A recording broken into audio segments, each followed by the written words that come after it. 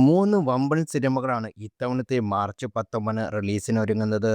മലയാളത്തിൽ നിന്ന് ആടുത്രിയും, കന്നഡയിൽ നിന്ന് യശ് നായകനായി എത്തുന്ന ടോക്സിക്കും, ബോളിവുഡിൽ നിന്ന് ദുരന്തൻ 2 എന്നിവയാണ് മാർച്ച് 19 റിലീസിന് ഒരുങ്ങുന്നത്. കേരളത്തിലും വമ്പൻ റിലീസാണ് ഈ സിനിമയ്ക്കായി കാത്തിരിക്കുന്നത്.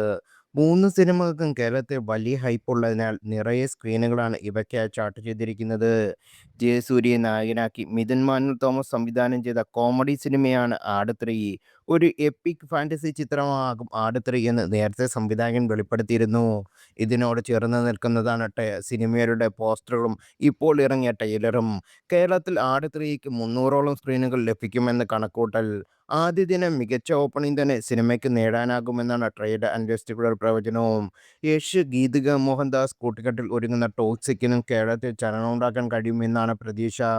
നിലവിൽ ടോക്സിക്കിനും കേരളത്തിൽ 300 സ്ക്രീനുകൾ ലഭിക്കുമെന്ന് കണക്കുകൾ സൂചിപ്പിക്കുന്നു. അങ്ങനെയാണെങ്കിൽ കെ.ജി.എഫിനെ പോലെ വീണ്ടും യശ് കേരളത്തിൽ വമ്പൻ ഓപ്പണിംഗ് നേടാനാണ് സാധ്യത. കെ.ജി.എഫ് ഫ്രാഞ്ചൈസിക്ക് ശേഷം യശ് തിരിച്ചെത്തുന്ന ഈ ചിത്രത്തിൽ അദ്ദേഹം റായ, ടിക്കറ്റ് എന്നീ 2 വ്യത്യസ്ത ഭാഗങ്ങളുടെ ഇരട്ടവേഷത്തിലാണ് പ്രത്യക്ഷപ്പെടുന്നത് എന്നതാണ് റിപ്പോർട്ടുകൾ സൂചിപ്പിക്കുന്നത്. നയൻതാര, കിയാര അദ്വാനി, സുദീപ് നായർ എന്നിവരടങ്ങുന്ന വൻ താരനിര അണിനിരക്കുന്ന ഈ ചിത്രം ഗീതു മോഹൻദാസിന്റെ സംവിധായിക എന്ന നിലയിൽ കരിയറിലെ ഏറ്റവും വലിയ കാൽവയ്പാണ്.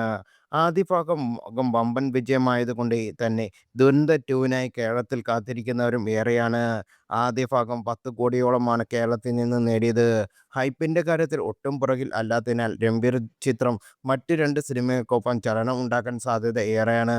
150 സ്ക്രീനുകളിൽ കേരളത്തിൽ ദുരന്തം 2 ലഭിക്കുമെന്നാണ് റിപ്പോർട്ടുകൾ.